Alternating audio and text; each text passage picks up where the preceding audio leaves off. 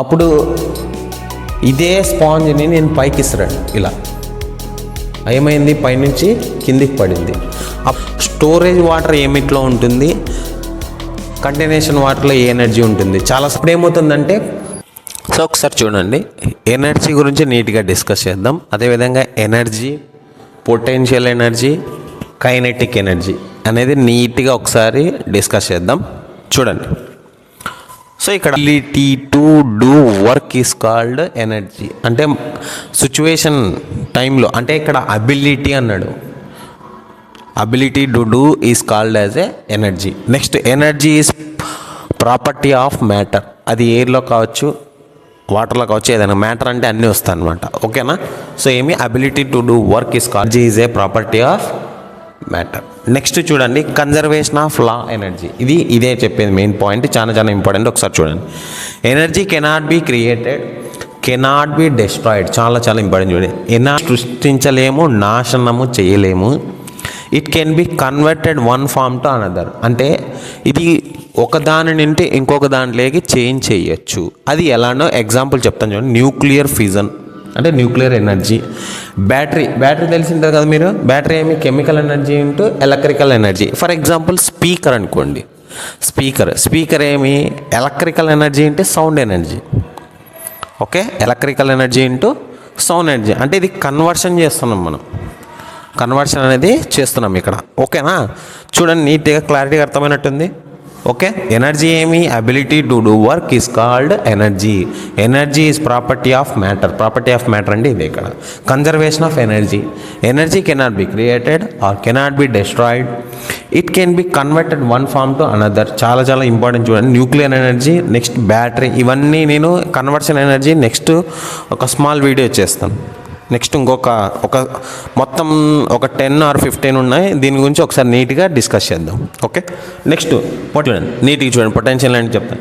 It is in the energy that an object possess due to its relative position with other objects or due to tension with itself. చూడండి, చాలా important. చూడండి, ఒకసారి చూడండి. It is the energy that an object possess. చూడండి, it is the energy that an object possess due to its relative position with other its objects due to tension with itself. అంటే బాగా వినండి, concept చెప్తాను, ఈ definition base చేసుకునే చెప్తాను. చూడండి, for example ఇక్కడ చెప్తా చూడండి. ఒక స్టోన్ అనేది సర్ఫేస్ పైన ఉంది. ఒక స్టోన్ అనేది ఏముంది, సర్ఫేస్ పైన ఉంది. ఓకే, ఫర్ ఎగ్జాంపుల్ ఇదే ఉంది, ఇది ఇక్కడే ఉంచుతా, ఏం కదలలేదు. అప్పుడు పొటెన్షియల్ ఎనర్జీ ఏమవుతుందంటే 0 అవుతుంది. నెక్స్ట్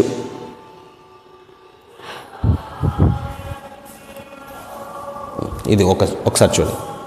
సో నేను ఈ సర్ఫేస్ పైన ఇలానే ఉంచేసాను, ఏమవుతుంది, P is equal to 0.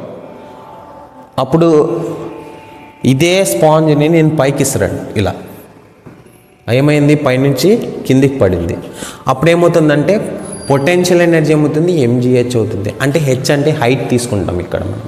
Case 1లో అయితే ఏమి పొటెన్షియల్ ఎనర్జీ 0, స్పాంజ్ అనేది అలాగే ఉంది. అంటే ఇక్కడ స్టోన్ అనేది అలాగే ఉంది. ఇదే స్టోన్ మనం పైకి ఇస్తున్నామనుకోండి, అప్పుడు హైట్ వెళ్తుంది కదా, కొద్ది హైట్ వెళ్తుంది కదా, కొద్దిసేపు తర్వాత కిందికి వస్తుంది కదా, అప్పుడు P ఈజ్ ఈక్వల్ టు ఏమవుతుంది, mgh అవుతుంది. క్లారిటీ వచ్చినట్టుంది. అదే ఇక్కడ డెఫినేషన్ కూడా చెప్పింది మనకి. So it is in the energy that an object possess due to its relative position. ఆ పొజిషన్లో అలాగే ఉంటుంది. With other objects or due to tension with itself. అంటే అదంతా పైకి వెళ్తూ కిందికి వచ్చేస్తుందని. ఓకేనా? ఇది కేస్ 1 అండ్ కేస్ 2. దాన్ని ఏమంటాం, పొటెన్షియల్ ఎనర్జీ అని చెప్తాం. Okay, next P is equal to mgh. M అంటే మాస్, G అంటే గ్రావిటేషనల్ యాక్సలరేషన్. చూడండి, G అంటే ఏమి, గ్రావిటేషనల్ యాక్సలరేషన్. నెక్స్ట్ H అంటే హైట్. సింపుల్గా ఒక ఎగ్జాంపుల్ చెప్దామా? మీకు డ్యామ్ తెలుసు, మీకు అందరికీ డ్యామ్ తెలుసు. స్టోరేజ్ వాటర్ ఏమిట్లో ఉంటుంది, కంటైనేషన్ వాటర్లో ఏ ఎనర్జీ ఉంటుంది, చాలాసార్లు అడిగారు ఎగ్జామినేషన్లో. ఫర్ ఎగ్జాంపుల్ ఎప్పుడైనా కానీ స్టోరేజ్ వాటర్లో చూడండి, స్టోరేజ్ వాటర్లో పొటెన్షియల్ ఎనర్జీ ఉంటుంది. ఓకే, స్టోరేజ్ వాటర్లో ఏముంటుంది, పొటెన్షియల్ ఎనర్జీ ఉంటుంది. ఫ్లో అయ్యే వాటర్లో ఏముంటుందంటే కైనెటిక్ ఎనర్జీ ఉంటుంది. అది కూడా డెఫినేషన్ చూద్దాం ఒకసారి చూడండి. The energy contained in an object due to its motion is called as a kinetic energy.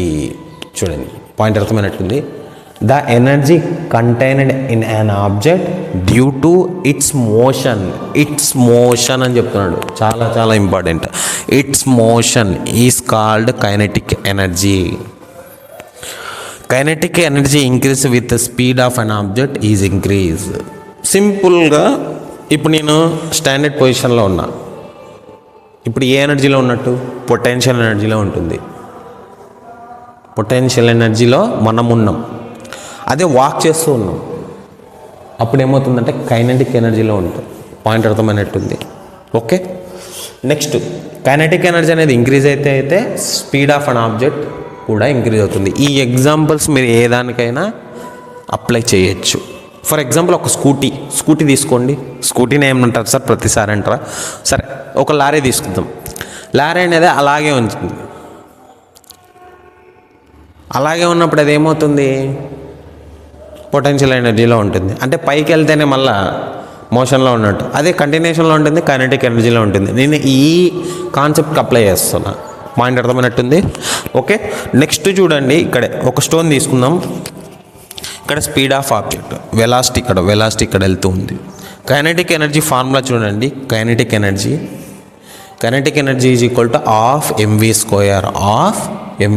చాలా చాలా ఇంపార్టెంట్ ఫార్ములాస్. ఇది కూడా PE is equal to MGH, KE is equal to half MV square. చాలా చాలా important. So M అంటే mass of an object, V అంటే velocity of the object. Next వీడియోస్లో మనం ఏం చేద్దామంటే ఈ ఫార్ములాస్ బేస్ చేసుకొని ప్రీవియస్ ఇయర్ క్వశ్చన్స్ అనేవి నేను చేయబోతున్నా. మీకు ఇక్కడ డిస్ప్లే అవుతుంది. నెక్స్ట్ ఇక్కడ మనం నీట్గా ఎక్స్ప్లెయిన్ చేద్దాం. ఓకే, డిస్కస్ చేద్దాం. సో ఏమి ఎనర్జీ అంటే ability to do work is called energy. Energy is property of matter. అది కైనెటిక్ ఎనర్జీ కావచ్చు, పొటెన్షియల్ ఎనర్జీ కావచ్చు, అదేవిధంగా కన్జర్వేషన్ ఆఫ్ ఎనర్జీ కావచ్చు. చూడండి, energy cannot be created, cannot be destroyed self. It can be converted in one form to another. Example battery, loud speaker, next fan, next nuclear energy, fusion కానీ energy. Next potential energy ఏమి? Potential energy it is a energy that an object possess due to its relative position. అంటే ఒక object అలాగే ఉంటుంది, దాన్ని అప్పుడు ఏమవుతుంది, PE is equal to 0 అవుతుంది. అదే మనం పైకి శ్రమైతే ఏమవుతుంది, పైకి వెళ్తే ఎంజీహెచ్ అవుతుంది. ఇది PE is equal to m g h అంటే ఏమి? మాస్, గ్రావిటేషనల్ యాక్సిలరేషన్, హెచ్ అంటే హైట్. కైనెటిక్ ఎనర్జీ మెయిన్ గుర్తుపెట్టుకోవాల్సింది ఏమి? The energy contained in an object due to its మోషన్లో కంటిన్యూషన్ ఉంది. It's called as a KE. KE increases, the speed of an object also increases. Okay, next ke formula ఏమి? half into mv square.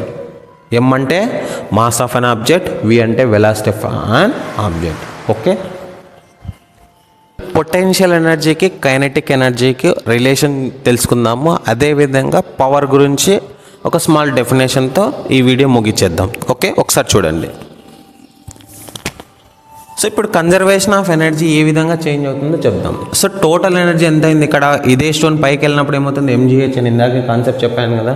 అదే ఇదే stone ఇలాగే వెళ్తే ఏమవుతుంది, అప్పుడు kinetic energy అనేది ఫామ్ అవుతుంది, హాఫ్ ఎంవీ స్క్వేర్ అవుతుంది. ఇప్పుడు వీటి మధ్యన రిలేషన్ చూడండి.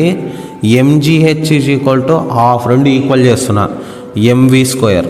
M g h is equal to m v square. So half m m cancel. ఇక్కడ ఈ 2 ఇటు సైడ్ వస్తే ఏమవుతుంది, v square is equal to 2gh అవుతుంది. ఓన్లీ వి కాలా. So velocity of an object అంటే ఏమవుతుంది, 2gh. చాలా చాలా ఇంపార్టెంట్. ఎగ్జామినేషన్లో ఇది ఫార్ములాస్లో యూజ్ చేస్తాం. అదేవిధంగా క్వశ్చన్స్ ఏవి ప్రాబ్లమ్స్లో యూజ్ చేస్తాం అనమాట. చాలా చాలా important. V is equal to half root 2gh. ఇప్పుడు పవర్ చూడండి ఒకసారి. Power, the rate of doing work is called ఏమి? పవర్ అంట. Next, power of an agent measures how it do the work. ఎంత టైంలో చేశారు ఏమి అనే దాంట్లో ఇక్కడ వస్తుంది. Power of an age measures how it do the work. ఎంత టైంలో పని చేశాడు, ఎంత టైంలో వర్క్ జరిగింది. So power is equal to, power అంటే శక్తి అనమాట, W divided by time, work divided by time. చాలా చాలా important. Next power is equal to units చూడండి, watts, joule per second, SI units అనమాట. పవర్ ఈజ్ ఈక్వల్ టు ఏమి watts అనమాట, వ్యాట్స్లో కొలుస్తాము. అదే SI యూనిట్స్ ఏమి వ్యాట్స్, జౌల్ పర్ సెకండ్. అదే 1 kilowatt is equal to 1000 watts. 1 kilowatt, 1 kilo అంటే 1000 వ్యాట్స్, ఒకటి 1000 watts. Next 1 horse power is equal to 746 watts. చాలా చాలా ఇంపార్టెంట్, ఎగ్జామినేషన్లో నంబర్ ఆఫ్ టైమ్స్ అడిగారనమాట. ఓకేనా. నెక్స్ట్ ఇప్పుడు సింపుల్గా ఫస్ట్ మనం కాన్సెప్ట్ చెప్పింది ఏమి, ఫస్ట్ కాన్సెప్ట్ ఏం చెప్పాము, ఫస్ట్ వర్క్ తర్వాత ఎనర్జీ, తర్వాత పవర్. ఈ మూడిటికి డిఫరెన్స్ ఏమి? సింపుల్ వర్క్ అంటే ఏమి, ఒక ప్లేస్ నుంచి ఇంకొక ప్లేస్కి ఏదైనా ఒక ఆబ్జెక్ట్ని తీసుకొని వెళ్ళడం. అది ఎనర్జీ అంటే ఏమి, ఎనర్జీ అంటే ఏమి, ఒక ట్రాన్స్ఫామ్లోంచి ఇంకో ట్రాన్స్లోకి చేంజ్ అవ్వడం. అంటే ఫర్ ఎగ్జాంపుల్ బ్యాటరీ తీసుకుంటే chemical energy into electrical energy. అది ఎనర్జీ అనేది ఏమి, ఓన్లీ అంటే మనము ఎనర్జీ అనేది క్రియేట్ చేయలేము, డిస్ట్రాయ్ చేయడం, కానీ ఒక దాంట్లోంచి ఇంకో దానికి ట్రాన్స్ఫర్ చేయడం. అంటే ఒక ఆబ్జెక్ట్ నుంచి ఇంకో ఆబ్జెక్ట్లోకి చేంజ్ చేస్తూ ఉండడం. ఓకే, అంటే మార్చడం అన్నమాట. నెక్స్ట్ అదే పవర్ అయితే ఏమి, the rate of doing work అన్నాడు. ఎంత టైంలో వర్క్ చేస్తున్నాడు, ఇక్కడ టైం వస్తుంది చూడండి పవర్లో. మూడింటికి డిఫరెన్స్ చెప్తున్నాను నేను. పవర్ ఈజ్ ఈక్వల్ టు ఏమో W డివైడెడ్ బై టైమ్. చాలా చాలా ఇంపార్టెంట్, ఇది తెలియక కాన్సెప్ట్ ఉంది, దీనిపైన ప్రాబ్లమ్స్ కూడా సాల్వ్ చేస్తాము. W డివైడెడ్ బై అంటే work divided by time. Power is equal to work divided by time. Okay. Next power is equal to watts or joule per second, SI units. 1 kilowatt is equal to 1000 watts. 1 horse power is equal to 746 watt. ఈ 1000 kilowatts కూడా గుర్తుపెట్టుకోండి, చాలా చాలా important. ఎవరైతే ఈ video చూస్తున్నారో first like చేయండి, share చేయండి, సబ్స్క్రైబ్ చేయండి. మీకు ఏమైనా బ్యాడ్ కామెంట్స్ కాదు, గుడ్ కామెంట్సే. ఏదైనా ఇంకా ఇంప్రూవ్మెంట్ చేయమంటే చేస్తాను, చెప్పండి. క్లాసెస్ ఎలా ఉన్నాయో కూడా కామెంట్ చేయండి ఒకసారి నీట్గా. ఓకేనా. మీకు మ్యాక్సిమం నేను డైలీ వీడియో చేసి ట్రై చేస్తాను 100%. నెక్స్ట్ వీడియోలో మనం ఏం చేద్దామంటే ప్రీవియస్ ఇయర్లో అడిగిన క్వశ్చన్స్, అదేవిధంగా ALP టెక్నీషియన్ రీసెంట్ క్వశ్చన్స్ కూడా సాల్వ్ చేసేకి ఈ కాన్సెప్ట్ పైన నెక్స్ట్ చేసేదైతే కంపల్సరీ ఉంటుంది. ఇటు సైడ్ డిస్ప్లే పడుతుంది మీకు, ఇటు సైడ్ కాన్సెప్ట్ ఎక్స్ప్లెయిన్ చేస్తూ ఉంటా. ఓకే, ఇక్కడ ప్రాబ్లం ఉందనుకోండి, ఇక్కడ సాల్వ్ చేస్తూ ఉంటా, మీరే నోట్ చేసుకోండి. ఓకే, ఇదంతా ఒకసారి నోట్స్ మెయింటైన్ చేసుకోండి, చాలా చాలా ఈజీ. మీకు ఎగ్జామినేషన్ పాయింట్ ఆఫ్ వ్యూలో ఈజీగా రివిజన్ చేసుకునేకి ఛాన్సెస్ ఎక్కువ ఉంటాయి. ఓకే, రివిజన్ చేసుకునేకి ఛాన్సెస్ అనేది ఎక్కువ ఉంటాయి అన్నమాట. ఓకేనా. Thank you.